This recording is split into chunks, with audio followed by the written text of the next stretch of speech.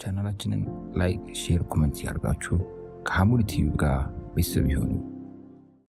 ወልስቲዕዳዱ ሊየውም ረሒል ለጉዞ ቀን መዘጋጀት ነው። ጎበዝ ማን ነው የተዘጋጀው ታዲያ? ጉዞ አለ እኮ ጉዞ አለ። ወደ ዱባይ፣ ወደ ቱርክ፣ ወደ ምናምን ይባላል። ቪዛ ተመቶልህ ጉዞ ይባላል አይደል? ከአላህ በኩልም የተሰጠ ጉዞ አለ። የሚመታ ቪዛ አለ። ቀብር ምንገባበት፣ ጉድጓድ ውስጥ ብቻችን ምንገባበት ያ ጉዞ አለ።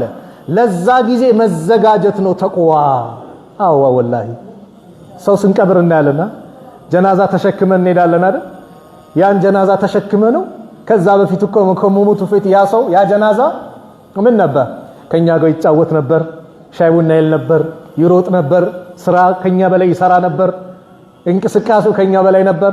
ግን ጊዜ ደረሰና ወቅቱ መጣና ተያዘ። መንቀሳቀስ የለም። እጅ እግሩ በቃ ባለበት እንደዛው አይኑ ፍጥጥ እንዳለ ሩሁ ሲወጣ ከዛ እኛንም እንከርንለት አይደል? ወደ ቀብር ይዘነው እንሄዳለን። ቀብር እናስገባዋለን፣ አፈር እናለብሰዋለን። ማንም ወዳጅ አንድች ቀን እስቲ ከሱ ጋር ላሳልፍ ብሎ አረ ለአንድ ሰዓትም አብሬ ቀብር ውስጥ ልግባ ሚል አንድም የለም። ስለዚህ ወልስቲዕዳዱ ሊየውም ረሒል ለጉዞ ቀን መዘጋጀት፣ ብቻችን ቀብር ምንገባበት። ስለዚህ ረመዳን ትልቅ ፍርሳ ነው። ምን አይነት ፍርሳ ካላችሁ አብዛኞቻችን የረመዳን ትሩፋቶች ነን። በረመዳን ሰበብ መስጊድ ገብተናል አብዛኞቻችን። አልহামዱሊላህ አላህ ጸናን፣ ጽናቱንም እስከ መጨረሻው አላህ ያድርግልን። ስለዚህ በዚህ እድል አላህ ወፍቆን መስጊድ ያስገባን። በቃ ሁሌ የመስጊድ አገልጋይ እኔ ሁሌ የመስጊድ ሰው ነኝ፣ ሁሌ አላህ ባሪያ ነኝ ብለን ራሳችንን ቃል ኪዳን መግባት አለብን። ወንድሜ አንተ መስጊድ ያንተ ውበት መገለጫ መስጊድ ነው። አንተ የመስጊድ ውበት ነው። ወላሂ ያለ አንተ መስጊድ አያምርም ወንድሜ። ኢነማ ያእሙሩ መሳጂድ አላህ መን አመነ ቢላህ አይደል? እነዛ እኮ የአላህን ቤት የሚያሳምሩት የሚያጌጡት በአላህ ያመኑ ናቸው አለ። ወአቃሙ ሰላህ ሰላትንም የሚሰግዱ አለ አላህ። የመስጊድ ውበቱ ማን ነው? ሰጋጆች ናቸው። ወንድሜ አንተ ነህ፣ ማንም አይደለም። ስለዚህ ያንተ ውበት የሚገለጸው በመስጊድ ነው። ውበት የሚመጣው የመስጊድ ሰው ስትሆን ነው። መስጊድ ደግሞ የሚያምረው ባንተ ነው። ካንተ ውጭ በማንም አያምርም። ስለዚህ የአላህ ቤት ውበቱ የሚገለጸው ቁርአን ተፍሲር ሲሰጥበት፣ ዒልም ሲቀራበት፣ ሰጋጆች መጥተው ግጥም አድርገው ሲሰግዱበት የመስጊዱ ውበት የዛኔ ነው እንጂማ በኃይለኛ ግንባታ ተገንብቶ በሚያምር ሁኔታው ነው መስጊዱ የሚሰግድበት ሰው ከሌለው ውበቱ ይገለጻል እንዴ? አይገለጽም። ስለዚህ አላህ መርጦ አምጥቷል። አላህ መርጦ ነው ያመጣ። ይሄንን እድል መጠቀም። ረመዳን ሳይመጣ መስጊድ ሳንገባ ይዞን ቢሄድስ? ይሄን እናስቧ። ይዞን ቢሄድስ? በረመዳን አንድ ቀን እንኳን ማግኘት ቀላል አይደለም። ኢብኑ አልጀውዚ ረህመቱላሂ ዐለይሂ ተላሂ ለው ቂለ ሊአህሊ አልቁቡር ተመነው ለተመነው የውመን ምን ረመዳን አሉ። በአላህ ይሁንብኝ የቀብር ሰዎች ተመኙ ተብለው ቢጠየቁ እድል ቢሰጣቸው ከረመዳን አንድ ቀን ይመኙ ነበር። አንድ ቀን ማግኘት ቀላል አይደለም። የአንድ ቀን ሰላት የረመዳን ቀላል አይደለም። የአንድ ቀን ምንቀራው ቁርአን ቀላል አይደለም። ዚክሩ ቀላል አይደለም። ዱዓው ቀላል አይደለም። ስለዚህ አላህ ደግሞ በቀናት ውስጥ ነው ያካበበ። በ30 ቀናት ውስጥ ነው ያካበበ። አያመ ማዕዱዳት የሚቆጠሩ ቀናቶች ብሎ ነው አላህ የሰጠው። ወንድሜ እህቴ አላህ የሰጠሽ ይሄንን ነው። ሂጃብሽን ግጥም አድርገሽ መስጊድ ስትመጪ ከዛ በፊት ከሂጃብ ርቀሽ ነበር። ይሄ ፉርሳ ነው፣ እድል ነው፣ ተጠቀሚበት። ፋተ ወፋት ያለፈው አልፏል። የወደፊቱ ጋይብ ነው። ማናችንም ምስጢር አናውቅም። እንኳን የሚቀጥለው ዓመት ረመዳን እንድረስ አንድረስ ይቅርና ቀሪ የረመዳን ቀናቶችን እንጨርስ ሚያቃለ ከማከላችን ሰርተፊኬት ይሰጠዋል። ዛሬ እንደራ የሚያቃል ወላሂ ማንም የለም። ስለዚህ ወለከ ሰዓተ አንተ ፊሃ ያንተ ሰዓት ያንተ ጊዜ ማለት አሁን ያለህባት ናትና ተጠቀምባት።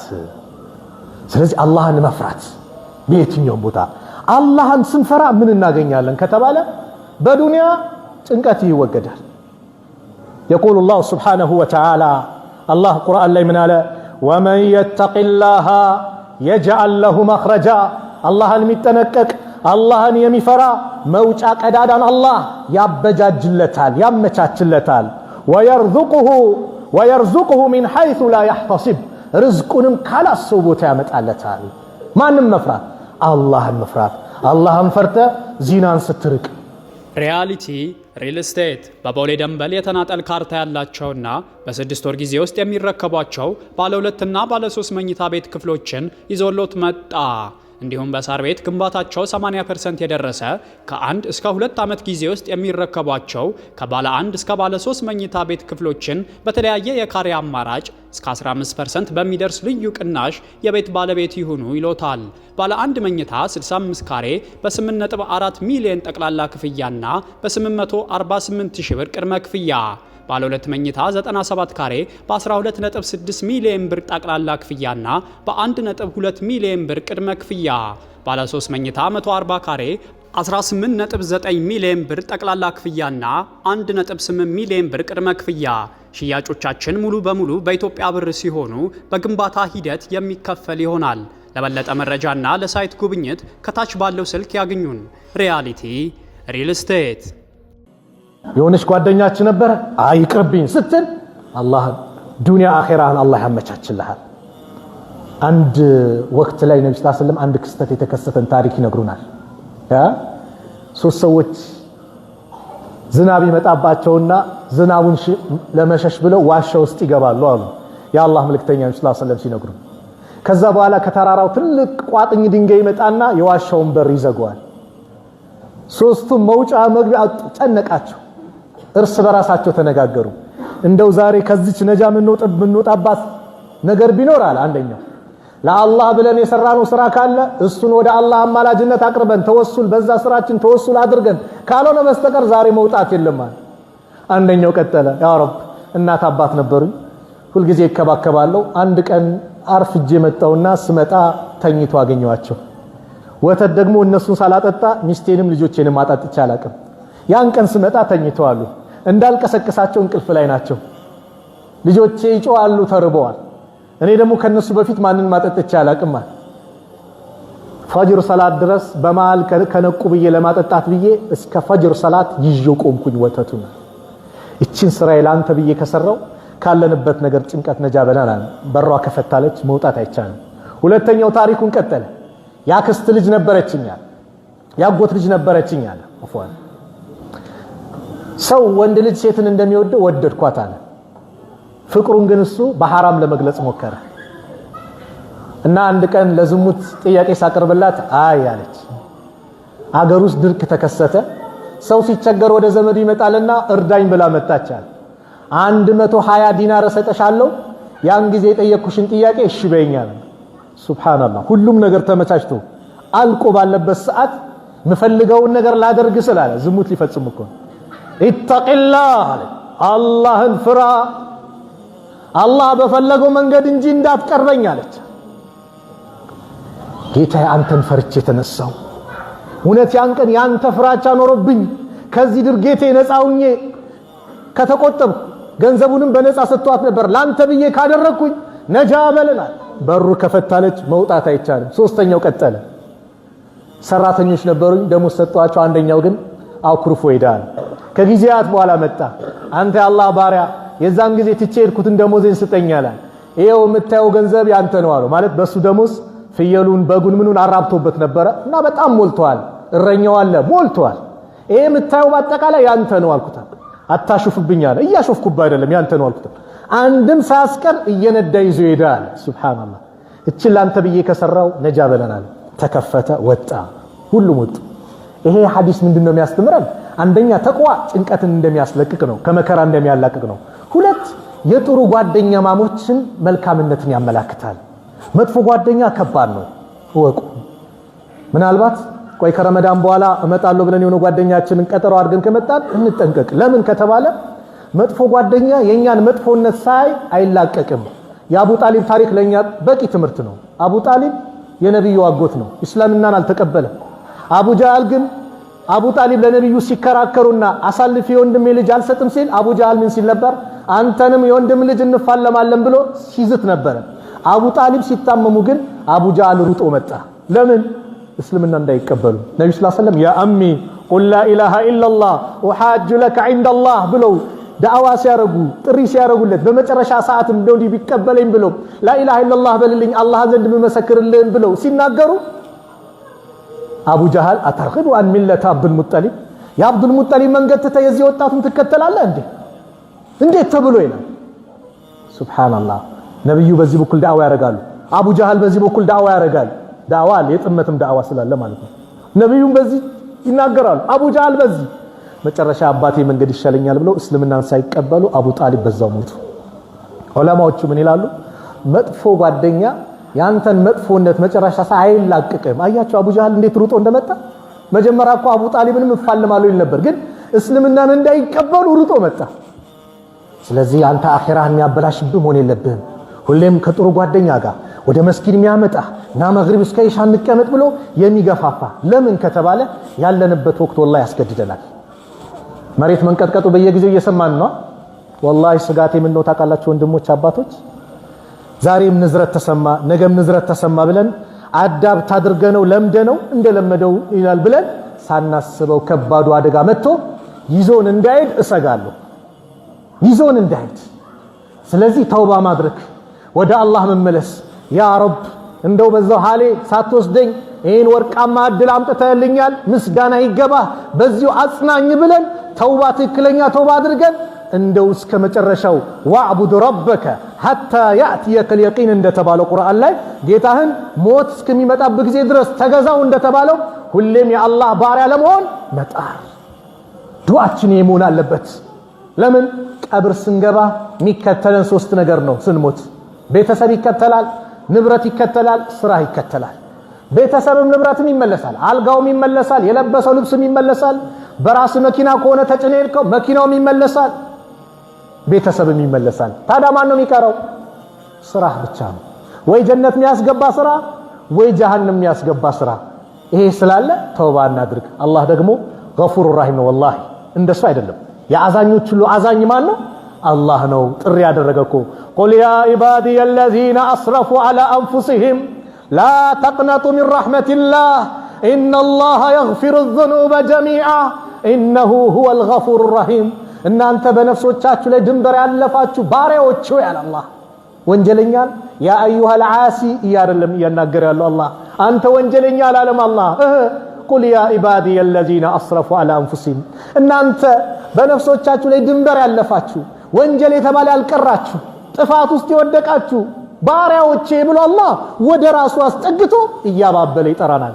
ላ ተቅነጡ ሚን ረሕመቲላህ ከአላህ እዝነት ተስፋ እንዳትቆርጡ። ለምን ኢነላሃ የግፊሩ ዙኑበ ጀሚዓ አላህ ወንጀሎችን በአጠቃላይ የምምር ጌታ ሁሉንም። ወላ ከባድ ወንጀል ምንድን ነው በኢስላም?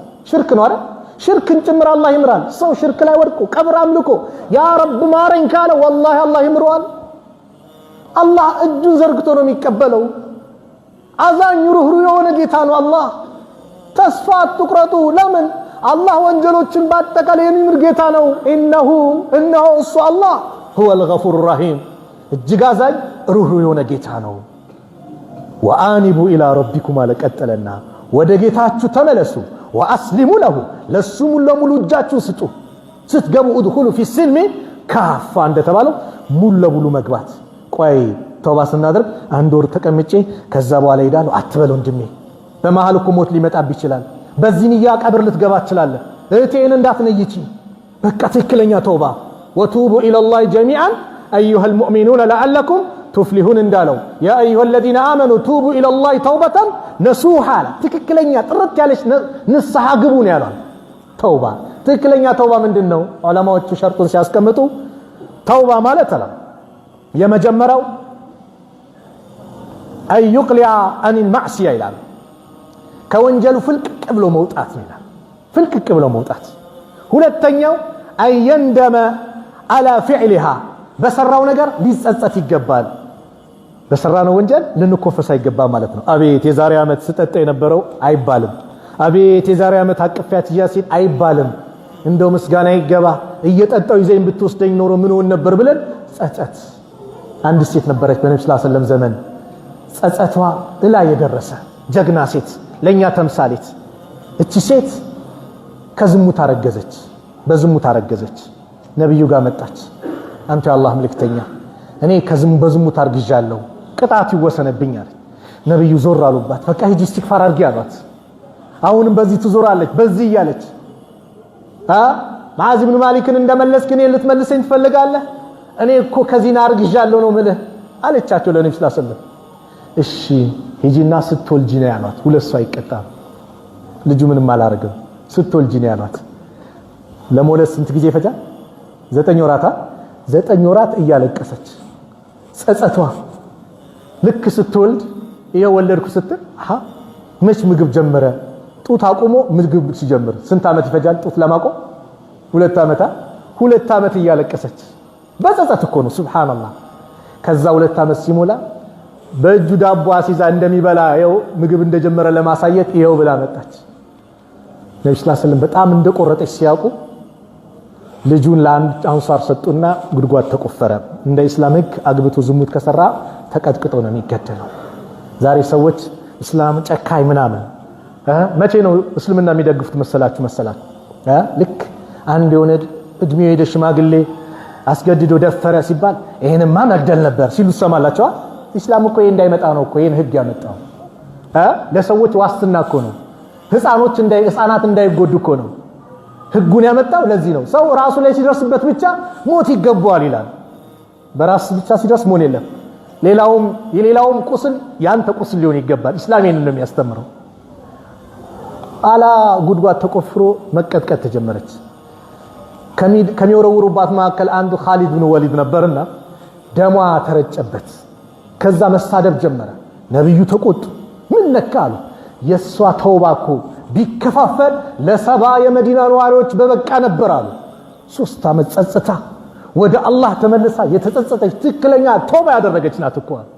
ስለዚህ ነደም ያስፈልጋል፣ መጸጸት። 3ኛው ዓዝም ነው፣ ቆራጥ መቆረጥ ነው።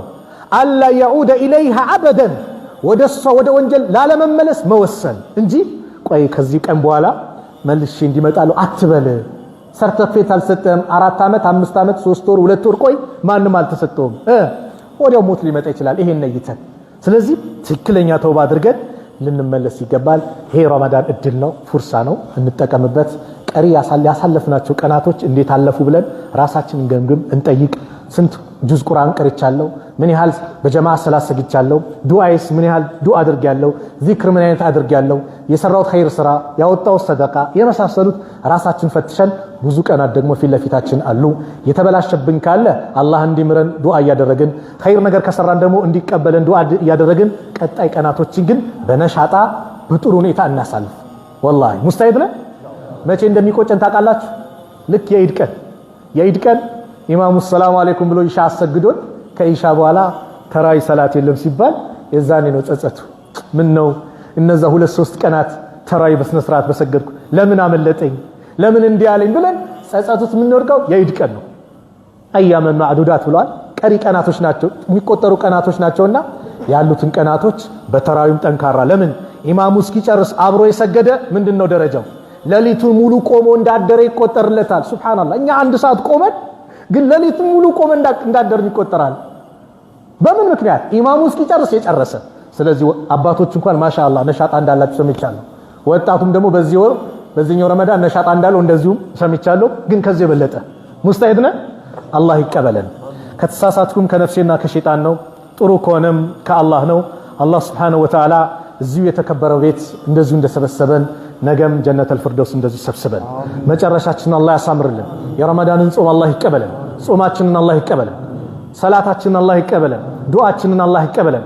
ጭንቀታችንን አላህ ያስወግድልን። ያሰብነውን ኸይር ነገር በአጠቃላይ አላህ ያሳካልን። መልካም ነገሮችን አላህ ይወፍቀን። ከመጥፎ ነገር አላህ ይጠብቀን።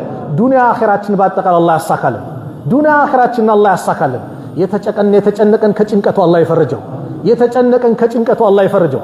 ወላጆቻችንን ከመልካም ስራ ጋር ከአፊያ ጋር እድሜያቸውን አላህ ያርዝምልን። እድሜያቸውን አላህ ያርዝምልን። የሞቱብን ደግሞ የጀነት አላህ ይበላቸው። ከቀብር ቅጣት አላህ ይጠብቃቸው።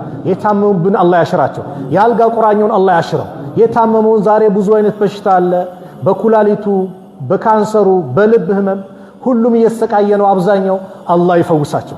አላህ ይፈውሳቸው። አላህ ያሽራቸው። ያላገባውን ወጣት ጥሩ ትዳር አላህ ይለግሰው። ለወንዶችም ሷሊህ ሚስት ለሴቶችም ሷሊህ ባል አላህ ይለግሳቸው።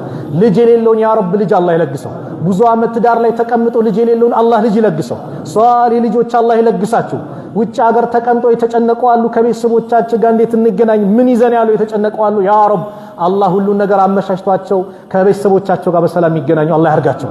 ረመዳንን ከቤተሰብ ጋር እየናፈቁ እንደው የራቀባቸው አላህ ከቤተሰብ ጋር አላህ ያገናኛቸው፣ ሰላም አላህ ያርጋቸው። አክሱም ያሉትን ወንድሞቻችን እህቶቻችን ሰላም አላህ ያርጋቸው። በሂጃባቸው ምክንያት ከትምህርታቸው ርቀዋል። ያ ረብ መብታቸውን አላህ ያስከብራል። ሪያሊቲ ሪል ስቴት በቦሌ ደንበል የተናጠል ካርታ ያላቸውና በ6 ወር ጊዜ ውስጥ የሚረከቧቸው ባለ 2 እና ባለ 3 መኝታ ቤት ክፍሎችን ይዞሎት መጣ።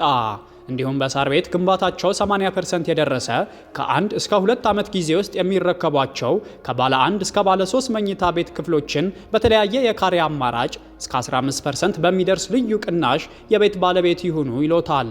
ባለ 1 መኝታ 65 ካሬ በ8.4 ሚሊዮን ጠቅላላ ክፍያና በ848,000 ብር ቅድመ ክፍያ፣ ባለ 2 መኝታ 97 ካሬ በ12.6 ሚሊዮን ብር ጠቅላላ ክፍያና በ1.2 ሚሊዮን ብር ቅድመ ክፍያ፣ ባለ 3 መኝታ 140 ካሬ 18.9 ሚሊዮን ብር ጠቅላላ ክፍያና 1.8 ሚሊዮን ብር ቅድመ ክፍያ። ሽያጮቻችን ሙሉ በሙሉ በኢትዮጵያ ብር ሲሆኑ በግንባታ ሂደት የሚከፈል ይሆናል።